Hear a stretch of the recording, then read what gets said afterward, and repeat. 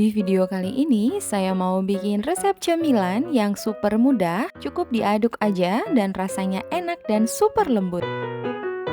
Langkah pertama, siapkan telur sebanyak 2 butir, gula halus sebanyak 80 gram atau boleh disesuaikan dengan selera, dan juga susu kental manis sebanyak 80 gram. Ini juga bisa disesuaikan dengan selera masing-masing.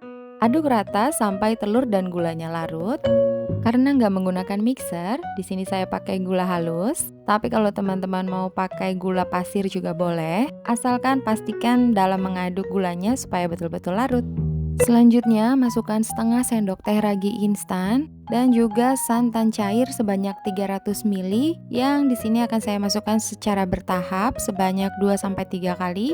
Dan juga ada vanili, di sini saya gunakan vanili cair sebanyak setengah sendok teh. Kalau teman-teman mau pakai vanili bubuk juga boleh. Kemudian masukkan tepung terigu sebanyak 250 gram dan jangan lupa untuk diayak.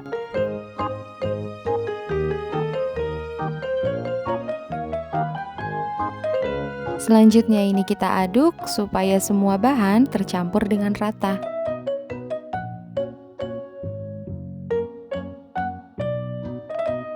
Dan jangan lupa untuk memasukkan sisa dari santan yang tadi sudah kita pakai.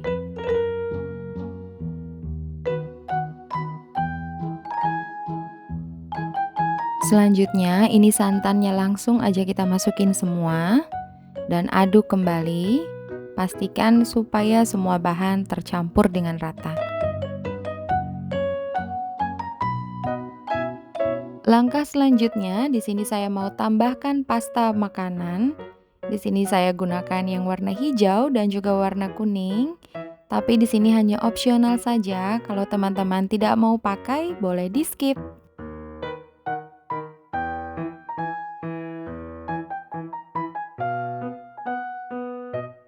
Dan terakhir, masukkan butter ataupun mentega yang sudah dicairkan sebelumnya sebanyak 100 gram.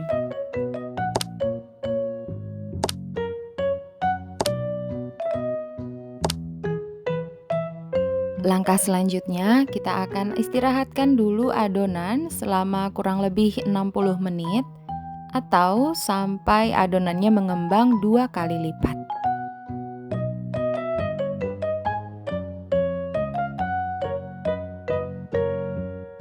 Dan setelah 60 menit atau sampai adonannya sudah mengembang 2 kali lipat, selanjutnya kita keluarkan udara yang terjebak di dalam adonan.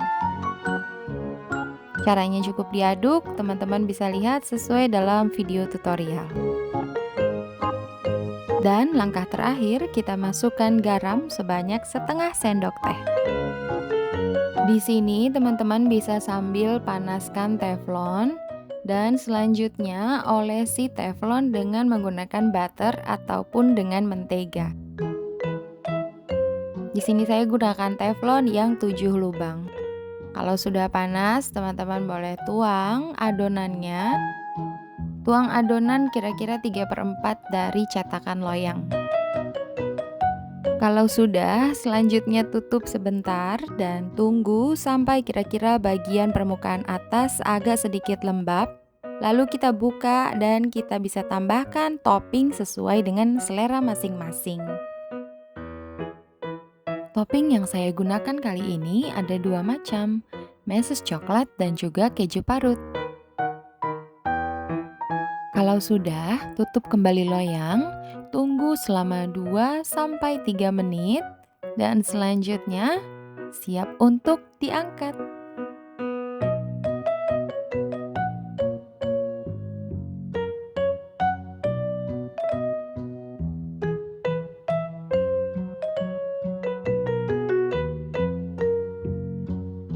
Dan untuk adonan yang selanjutnya, jangan lupa untuk olesi cetakan loyang terlebih dulu dengan butter ataupun mentega.